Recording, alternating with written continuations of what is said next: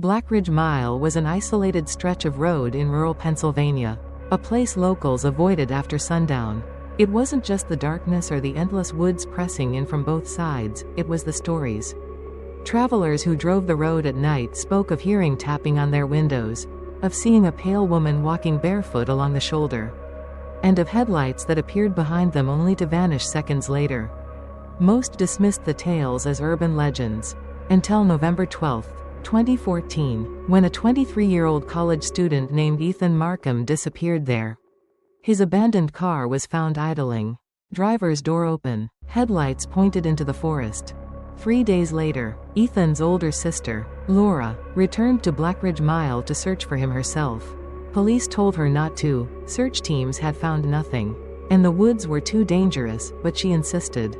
Armed with a flashlight and her brother's jacket, she walked along the road as night fell. The air was unnaturally still. No wind, no insects, just a suffocating silence that pressed against her ears until she felt like she was underwater. Half a mile in, she heard the first whisper. At first she thought it was just wind. But there was no breeze. The whisper rose again, soft and hoarse, drifting out from the tree line. Laura, she froze. Her name echoed faintly, as though spoken through water. When she raised her flashlight toward the woods, the beam flickered violently, then went out completely. The whispering multiplied, voices overlapping, whispering her name in different tones. Male and female, young and old. Laura ran back to her car, heart pounding. But as she reached the road, she saw something standing in the center of it. A woman, barefoot, so pale she almost glowed.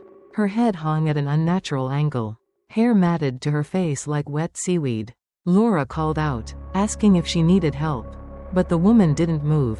Instead, she slowly raised one arm and pointed toward the forest. Laura followed the direction of her gesture, and when she looked back, the woman was gone. Against every instinct in her body, Laura entered the woods. The moment she stepped past the tree line, the world changed. The temperature dropped so sharply her breath turned to steam.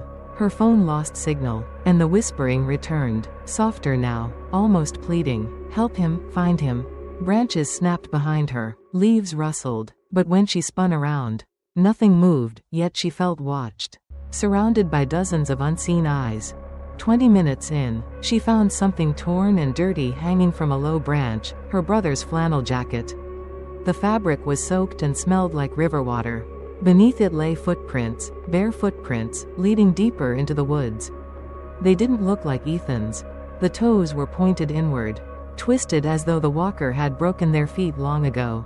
The prints trailed off into a narrow path Laura had never seen before. A path that felt wrong, as if it hadn't existed until she arrived. The path led her to an old wooden bridge spanning a black, unmoving creek. The boards creaked under her weight, and something splashed beneath, though the water never rippled. Halfway across, she heard slow, dragging footsteps behind her. She turned, and saw Ethan standing at the entrance of the bridge. But he wasn't right. His skin was gray, his eyes were milky, unfocused. He opened his mouth as if to call her name, but instead a deep, gurgling sound poured out, like water being sucked through broken pipes. Laura stepped toward him, tears streaming, but Ethan lifted a trembling hand and pointed behind her. She turned slowly. The pale woman was on the bridge now, closer than ever, crawling toward her on all fours, joints bending the wrong way. Her face was contorted into a wide, trembling grin. The whispering exploded into screams. Laura stumbled back, slipping on the wet wood as the creature lunged. She ran. She didn't look back. Branches tore at her arms as she sprinted toward the road. The screams followed her, echoing in her skull even as she burst through the tree line and collapsed beside her car. The moment she crossed back onto the asphalt, the forest went silent again. No whispers, no footsteps, no Ethan, only the distant sound of sirens. Someone must have heard her screams.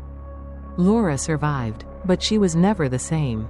She told the police everything, but they found no bridge, no creek, not even disturbed soil where she claimed she ran.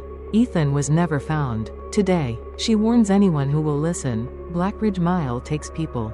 But it never takes them all at once. Sometimes it returns what it stole, just long enough to lure the next soul into the dark.